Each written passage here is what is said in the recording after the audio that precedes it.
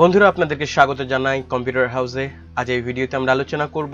তো বন্ধুরা, আপনার কাছ থেকে যদি অরিজিনাল আধার কার্ডটি হারিয়ে গেছে এবং আপনার কাছে কোনো জেরক্স যদি থাকে, তো আপনি এই মাই আধারে এসে লগইন করে আপনি এখান থেকে আধার কার্ড ডাউনলোড করে প্রিন্ট আউট করে ইউজ করতে পারেন, বা পিভিসি কার্ড আপনি অর্ডার করে নিতেই পারেন।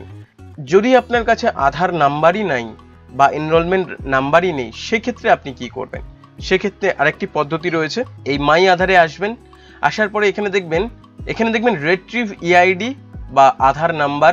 এখানে দেখুন লেখা আছে click here to find out Aadhaar number or enrolment ID. এই অপশনে ক্লিক করবেন।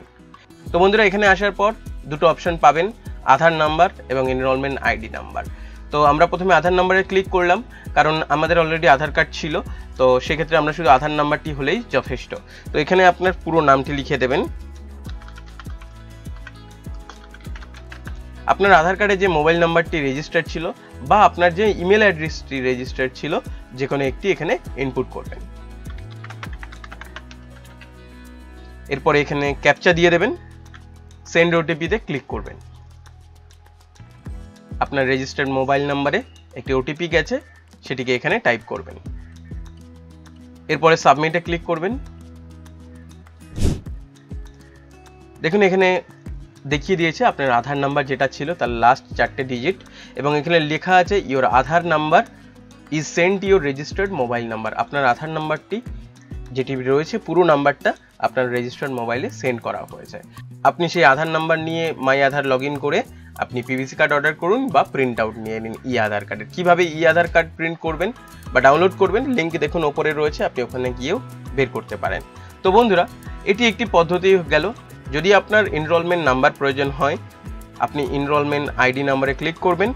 তো বন্ধুরা, এটা সেক্ষেত্রে হতে পারে আপনি কোনো ব্যক্তির নতুন আধার কার্ড করেছেন, এনরোলমেন্ট স্লিপটি হারিয়ে গেছে, সেক্ষেত্রে আপনি এনরোলমেন্ট নাম্বারটি প্রয়োজন হবে। এখানে এনরোলমেন্ট আইডিটি হলে তবেই আপনার আধার নাম্বারটি জেনারেট করা যাবে। এখানে নামটি দিয়ে দেবেন, রেজিস্টার্ড মোবাইল নাম্বার বা ইমেল অ্যাড্রেসটি দিয়ে দেবেন, এখানে ক্যাপচা দিয়ে দেবেন, এরপরে সাবমিটে ক্লিক করবেন। দেখুন এখানে যে এনরোলমেন্ট আইডিটি দেখতে পাচ্ছেন, এটি দিয়ে আপনি আধার নাম্বারটি বার করতে পারেন। আপনার মোবাইল নাম্বারে এই আইডিটি অলরেডি পাঠানো হয়েছে, বা এখান থেকে আপনি স্ক্রিনশট নিতে পারেন বা এটিকে প্রিন্ট করে নিয়ে আপনি রাখতে পারেন। এটাই হচ্ছে আপনার এনরোলমেন্ট আইডি। বন্ধুরা, আপনাদেরকে ধন্যবাদ ভিডিওটি শেষ পর্যন্ত দেখার জন্য। ভিডিওটি ভালো লেগে থাকলে ভিডিওটিকে লাইক করুন, শেয়ার করুন এবং আমার এই ইউটিউব চ্যানেলটিকে সাবস্ক্রাইব করুন।